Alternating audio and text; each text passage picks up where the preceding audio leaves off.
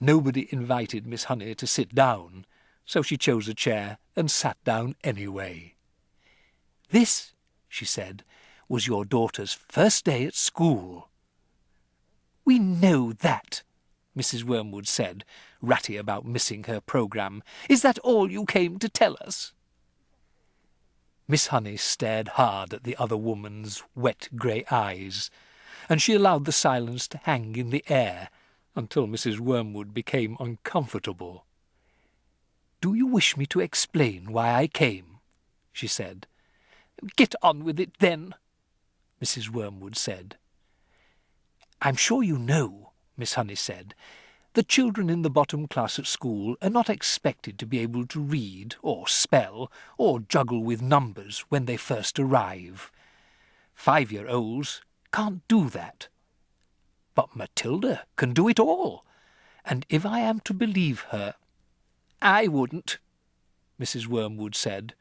She was still ratty at losing the sound on the TV. "Was she lying, then," Miss Honey said, "when she told me that nobody taught her to multiply or to read? Did either of you teach her?" "Teach her what?" Mr. Wormwood said. "To read books," Miss Honey said. "Perhaps you did teach her. Perhaps she was lying. Perhaps you have shelves full of books all over the house. I wouldn't know. Perhaps you're both great readers." "Of course we read," Mr. Wormwood said.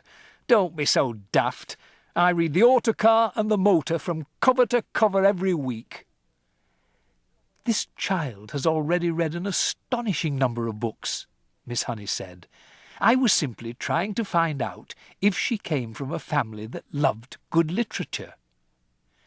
"We don't hold with book reading," Mr. Wormwood said. "You can't make a living from sitting on your fanny and reading storybooks. We don't keep them in the house." "I see," Miss Honey said.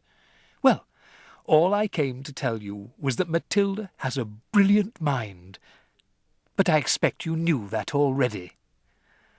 "Of course I knew she could read," the mother said. "She spends her life up in her room buried in some silly book." "But does it not intrigue you," Miss Honey said, "that a little 5-year-old child is reading long adult novels by Dickens and Hemingway? Doesn't that make you jump up and down with excitement?" "Not particularly," the mother said. "I'm not in favour of blue-stocking girls.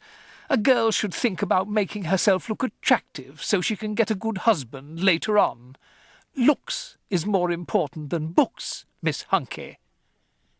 "The name is Honey," Miss Honey said. "Now look at me," Mrs. Wormwood said. "Then look at you. You chose books. I chose looks." Miss Honey looked at the plain, plump person with the smug suet-pudding face who was sitting across the room. "What did you say?" she asked. "I said you chose books and I chose looks," Mrs. Wormwood said. "And who's finished up the better off? Me, of course. I'm sitting pretty in a nice house with a successful businessman, and you're left slaving away teaching a lot of nasty little children the ABC." "Quite right, Sugar-plum," Mr. Wormwood said, casting a look of such simpering sloppiness at his wife it would have made a cat sick.